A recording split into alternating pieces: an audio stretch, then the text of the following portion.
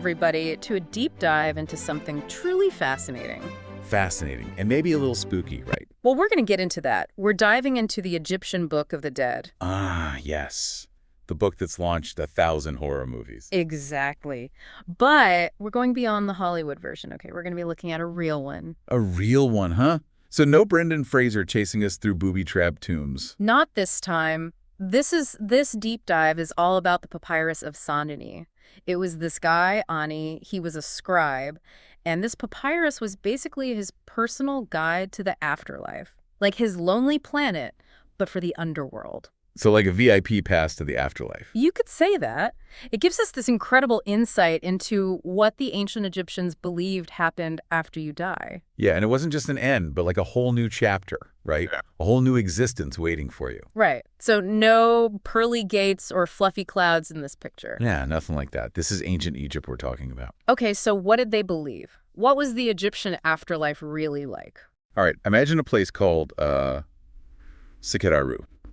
The Field of Reeds. The Field of Reeds. Yeah, like the Nile Valley, but perfect. Picture it, amazing harvests all the time, new scorching deserts, you know. Yeah. You could do all the things you loved in life, but like the ultimate deluxe version.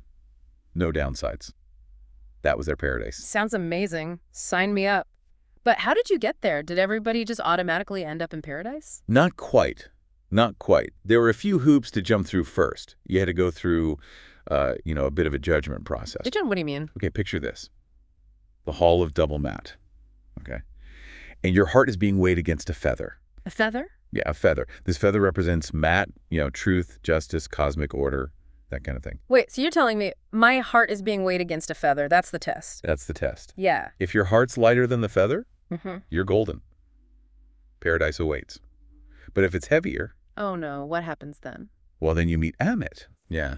She's the devourer of the dead. She's got like the head of a crocodile, body of a lion, hindquarters of a hippo. Yeah. You don't want to be on her bad side. No, you definitely don't. So where does the Book of the Dead fit into all this? Ah, well, that's the key. It's like a combination of a roadmap and a spell book and like a personal plea all rolled into one. Okay, a roadmap, a spell book, and a plea for the gods. Yeah. Exactly. The Book of the Dead had all these spells, hymns, prayers, all designed to like guide you and protect you on this crazy journey through the afterlife. Okay, so it's like a cheat sheet, all the answers for the afterlife exam. Yeah, something like that. Think of it as having all the passwords and secret handshakes to get past the bouncers of the underworld. So was this like a common thing? Did everybody have a Book of the Dead? It wasn't like a mass market paperback or anything, but, it was pretty essential if you wanted to make this transition smoothly. And having a personalized copy, like Ani did, well, that showed you were serious about this whole afterlife business. Ah, so not just any old guidebook, a custom-made one. Exactly. And this idea of it being personalized, that's a big part of what the Book of the Dead is all about. It wasn't just some generic set of instructions, It reflected your individual beliefs, hopes, even your status in society. So like a bespoke afterlife experience. Exactly. Okay, so we've got this scribe, Ani. Yeah, Ani. What do we know about this guy? What kind of person was he? Well, we know he was a scribe, right? Yeah, scribe. And that was a pretty respected position back then. Right. Literacy equals power. Exactly. And from the, those cool illustrations in his papyrus? The vignettes? Yeah, the vignettes. We meet his wife, Thuthu. They're making offerings to the gods. It's all very lovey-dovey. Oh, that's sweet. A power couple, even in the afterlife. Exactly. So it's not just spells and rituals and scary monsters. It's personal. It's about love, family, and, taking those bonds into eternity. Wow, okay. That's pretty deep. So it's not just about getting to the afterlife. It's about what you take with you. Exactly. That's what makes the Book of the Dead so captivating, It's not just some dusty old religious text. It's a window into the heart and soul of an actual human being who lived, thousands of years ago. Yeah, and you can almost feel, like, their hopes and fears, right? It makes them real. Totally. Okay, so we've got this paradise, the Field of Reeds. Right. But was it all sunshine and, papyrus blossoms? Yeah, tell me about that. What else did they think was waiting for them? Not exactly a walk in the park. They believed there were all these, perilous trials, There was this realm, the Tuat. It was like the underworld. The Tuat. Yeah, the Tuat. And it was filled with dangerous creatures, deceptive demons, all that fun stuff. Yeah. And they all stood between you and paradise. So more like an obstacle course designed by, like, evil geniuses. Yeah, something like that. It was all about proving yourself, your Yeah. worthiness, your knowledge. Could you navigate this insane obstacle course? And I'm guessing this is where the Book of the Dead came in handy. You got it. It was your guide, your shield. It gave you the knowledge, the magical tools you needed to get past these obstacles. Okay, so how did this book come to be? Was it always this, like, comprehensive guide? You know, it's actually really interesting. It evolved over, like, centuries, almost like a library of wisdom that just kept growing and growing. The oldest versions, they were called the pyramid texts. Pyramid texts? Yeah, and they were only for royalty. They were carved on the walls of their pyramids. Ah, so the pharaohs had the first crack at the afterlife hacks. Exactly. But over time, you know, these spells and rituals, they kind of trickled down to everybody else. And that led to what we call the Theban recension, which is what Ani's papyrus is. So democratization of the afterlife, no more VIP section. You could say that. The Book of the Dead became more accessible. You know, it reflected like a shift in Egyptian society and how they saw the afterlife as dynamic, evolving thing, just like their world. My mind is already blown. Paradise, trials, a soul-eating monster, and a book that's constantly updating. Amazing. Okay, so what else did they believe happened in this whole afterlife process? What was the transition like? So remember, the Egyptians had a really complex view of what a human being is, right? Yeah. You weren't just a body and soul. You were made up of all these different components. Components, like what? Well, one of the big ones was your ka, your life force, basically.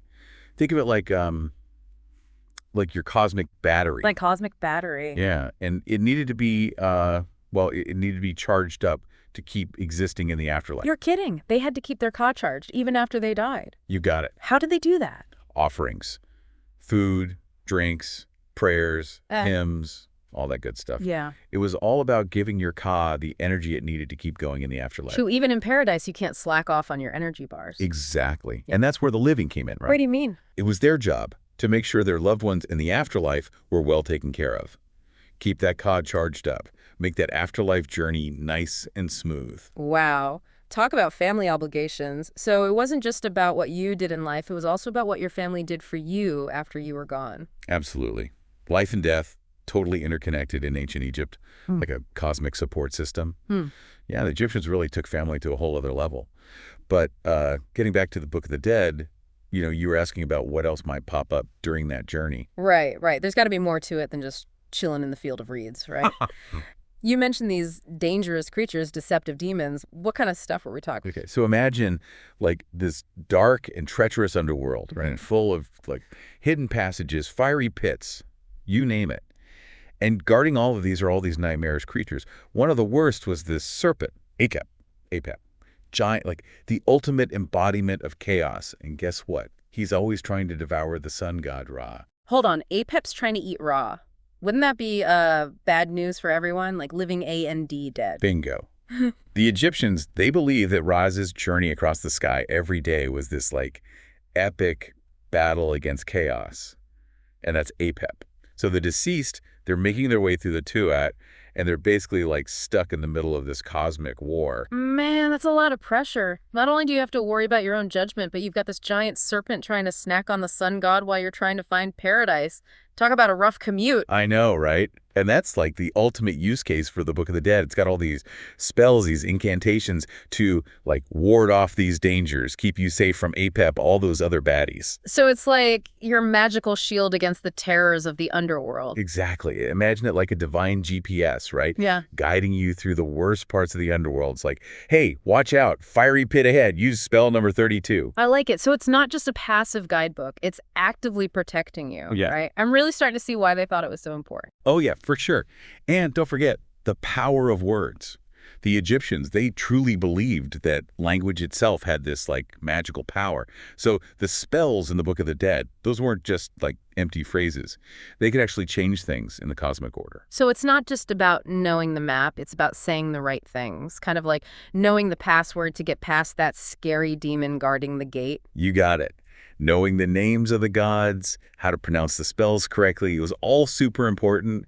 It was the difference between a smooth journey and, well, ending up as Apep's lunch. Makes me want to brush up on my ancient Egyptian. So we've got this incredible guidebook, we've got the power of language, but was there anything else they relied on for this whole afterlife thing? Oh yeah, for sure. Rituals were huge. And they weren't just like symbolic gestures, they were actions that could actually like affect what happened in the afterlife. Okay, so could you give me an example? What kind of rituals are we talking about? One of the biggest was the opening of the mouth ceremony. Opening of the mouth. Sounds intense. It was. This was performed on the mummy itself. It was all about like symbolically giving the deceased back their senses, being able to see, hear, speak, taste, all so they could fully experience the afterlife. Wow. Okay, so it's like switching on the senses, booting up the soul for the afterlife. Exactly. Without it, the deceased, they wouldn't be able to interact with the afterlife, experience all the good stuff. It was like making sure their journey was more than just like existing. It was about making it a vibrant, engaging experience. Okay, I'm getting it. We've talked about the journey, the judgment, the hazards of the underworld. But what about the destination itself? Sekhet Aru, that field of reeds. Mhm. What exactly was it like? Was it all just like sunshine and papyrus? Remember I said it was like the ultimate Nile Valley? They pictured abundance, joy, a place where they could, keep doing all the stuff they loved in life, farming, hunting, feasting, playing games. So it's not just about spiritual enlightenment or something. It's about living the good life, but on a cosmic level. Exactly.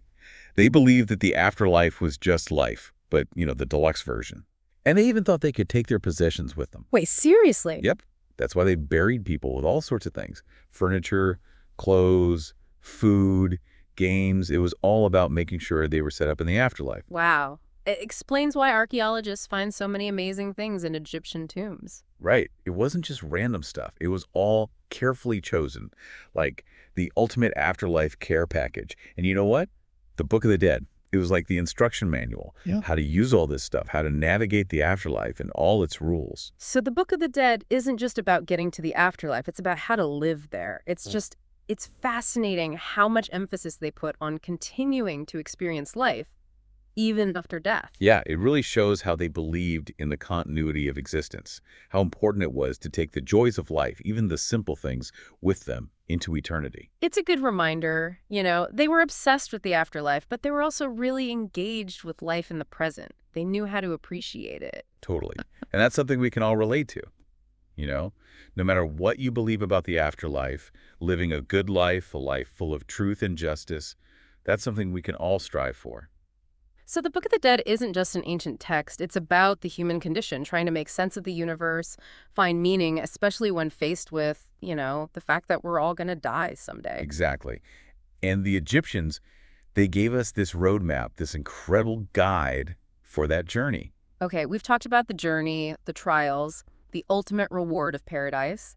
But let's get back to Ani, our scribe. What else can his book tell us about him? Well, one thing that's interesting is the spells he chose. He seems to have been really focused on making sure his heart was light for that weighing ceremony. So he was nervous about passing the test. I don't blame him with that whole Amit situation looming. Right. He even included a specific spell called the negative confession. He basically lists all these sins, and he's saying, nope, didn't do any of that. Yeah. He wanted to make sure he was good with the gods. That's like his cosmic resume, right? Totally. And it shows us his personality, his values, his understanding of what was right and wrong, what mattered in Egyptian society. It's amazing how these little details can make history come alive.